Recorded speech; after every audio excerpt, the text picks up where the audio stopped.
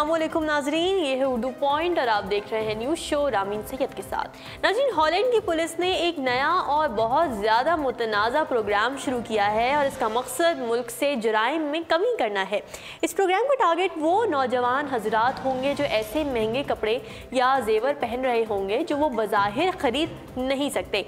पकड़े जाने पर पुलिस उनसे सवाल करेगी कि उन कपड़े या जेवरात की ख़रीदारी के लिए रकम कहाँ से आई। अगर मुश्तबा अफराद तसल्ली बख्श जवाबात ना दे सके तो पुलिस बाज़ार में ही उनके महंगे कपड़े और जेवरात उतरवा कर जब्त कर लेगी।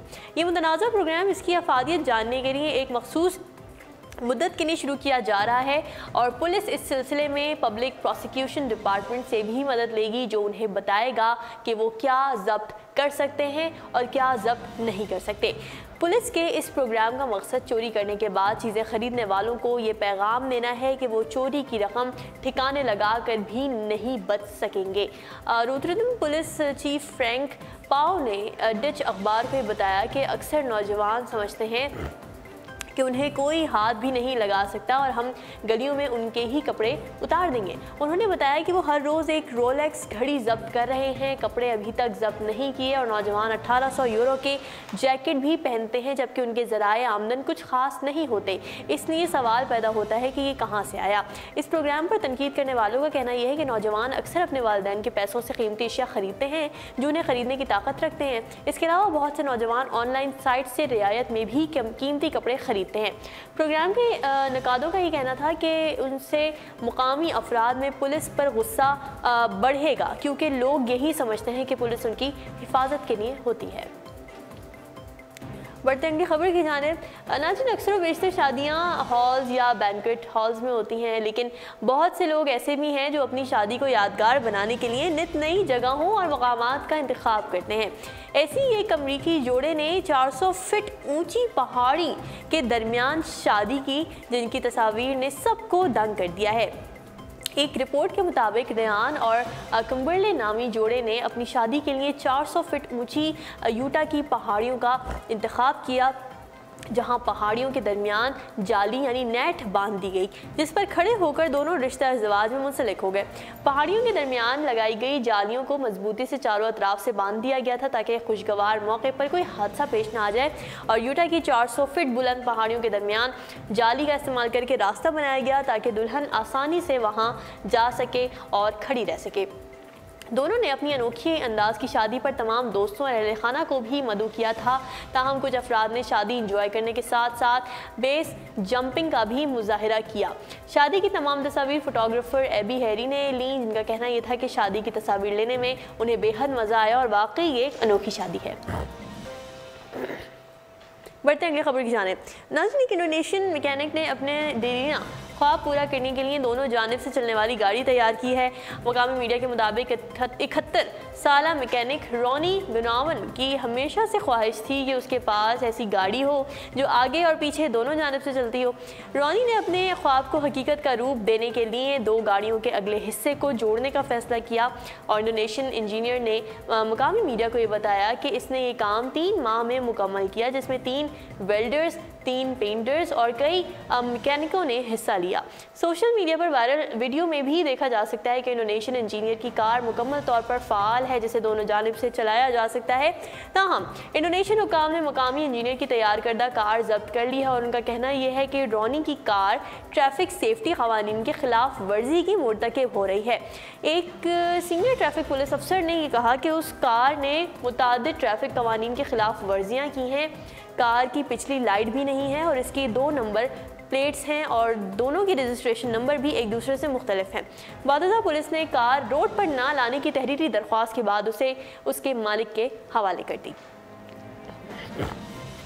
अब कुछ खबरें शामिल करेंगे एंटरटेनमेंट पॉइंट से। धर्मा प्रोडक्शन के बैनर तले बनने वाली Bollywood film student of the year 2 की हिदायत अब करण जौहर के बजाय अब पुनीत मल्होत्रा देंगे। Film student of the year 2 Karan Johar की 2012 की फिल्म का सीक्वल है जिसमें आलिया भट्ट, वरुण धवन और सिद्धार्थ मल्होत्रा ने डेब्यू किया था। इस बार फिल्म के सीक्वल में मरकजी किरदार में जैकी श्रॉफ के साहबजादे टाइगर श्रॉफ जलवागर होंगे जिनके साथ 2 अदाकाराएँ होंगी जबकि 2012 की फिल्म में 2 अदाकार और 1 अदाकारा थी। गुज़िश्ता रात फिल्मसाज करण जौहर ने अपनी एक ट्वीट में film film student of the year 2 का नया पोस्टर मद्दाहों से शेयर किया और फिल्म की नुमाइश की तारीख का ऐलान किया। उन्होंने बताया कि film student of the year 2 रवां बरस 23 नवंबर को रिलीज़ होगी, जबकि 2 मरकजी किरदार निभाने वाली अदाकाराओं के नाम का ऐलान आइंदा माह किया जाएगा। साथ ही करण जौहर ने बताया कि इस बार फिल्म की हिदायत पुनीत मल्होत्रा देंगे, जिससे मालूम ये होता है कि करण जौहर इस बार सिर्फ बतौर प्रोड्यूसर फिल्म से मुंसलिक रहेंगे।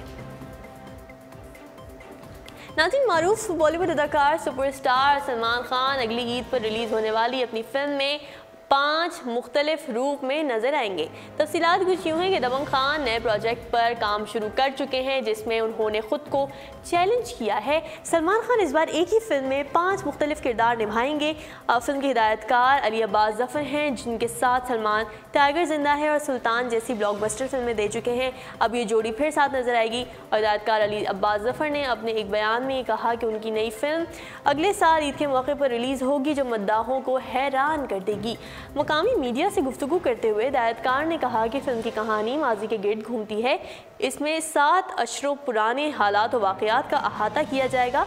सलमान खान 5 मुख्तलिफ किरदार निभाने के हवाले से खासे पुरजोश हैं और फिल्म की तैयारी रवां साल जून में शुरू की जाएगी। अली अब्बास ज़फ़र की हिदायतकारी में बनने वाली इसकी फिल्म शूटिंग भारतीय रियासत पंजाब, दिल्ली, अबू ज़हबी और स्पेन में की जाएगी। और याद रहे कि सलमान खान इस वक्त रेस 3 की शूटिंग में मसरूफ़ हैं, जो रवां साल ईद पर रिलीज़ की जाएगी। सलमान की जानिब से दबंग की शूटिंग का भी ऐलान कर दिया गया है। नाज़रीन, बॉलीवुड अदाकार अनिल कपूर और सोनम कपूर हकीकी ज़िंदगी के बाद अब फिल्म में भी बाप बेटी के किरदार में नजर आएंगे। कपूर ख़ानदान का भारतीय सिनेमा की तारीख में अहम किरदार रहा है। अनिल कपूर और उनके भाई बोनी कपूर ने हिंदुस्तान सिनेमा को कई अच्छी फिल्में दी हैं। अनिल कपूर ने 90 की दहाई में कई सुपरहिट फिल्में की हैं और अब भी फिल्म नगरी में उन्हें जानदार किरदारों के हवाले से जाना जाता है। अनिल कपूर फिल्म नगरी में अपने भतीजे अर्जुन कपूर के साथ भी सिल्वर स्क्रीन शेयर कर चुके हैं और उन्हें अपने बेटे हरीश वर्धन के साथ भी फिल्म की पेशकश हुई है, लेकिन फ़िलहाल वो अपनी बेटी सोनम कपूर के साथ सिल्वर स्क्रीन पर नजर आएंगे। मारूफ फिल्मसाज वधू विनोद चोपड़ा की फिल्म एक लड़की को देखा तो ऐसा लगा में अनिल कपूर और सोनम कपूर बाप बेटी के रूप में नजर आएंगे।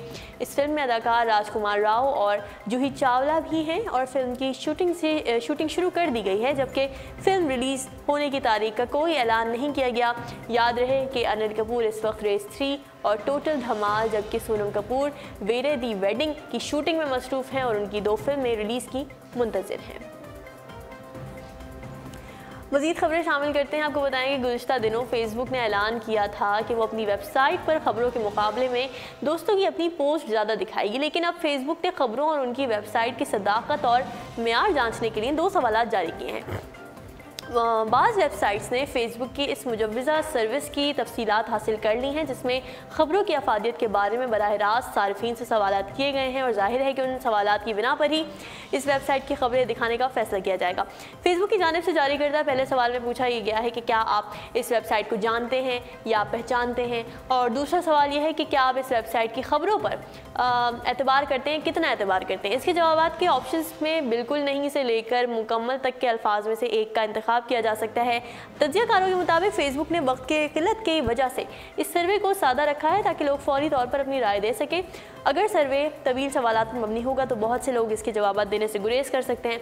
ताहम फेसबुक ने इंडिया ये दिया है कि वो महज लोगों के जवाबात पर इंहिसार नहीं करेगा, बल्कि खबरों और हालात हाज़िरा की वेबसाइट को परखने के लिए दीगर मामलात पर भी काम करेगा। ताहम ये बात ज़रूर अहम है कि ये सर्वे खबरों पर असरअंदाज ज़रूर होगा।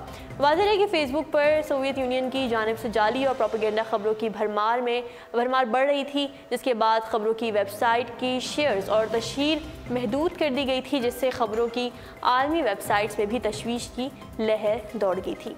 उर्दू पॉइंट से अब तक के लिए इतना ही। मज़ीद खबरों और अपडेट्स के लिए आप विजिट कर सकते हैं हमारी वेबसाइट www.urdupoint.com। फ़िलहाल रामीन सैयद को दीजिए इजाज़त। अल्लाह हाफ़िज़।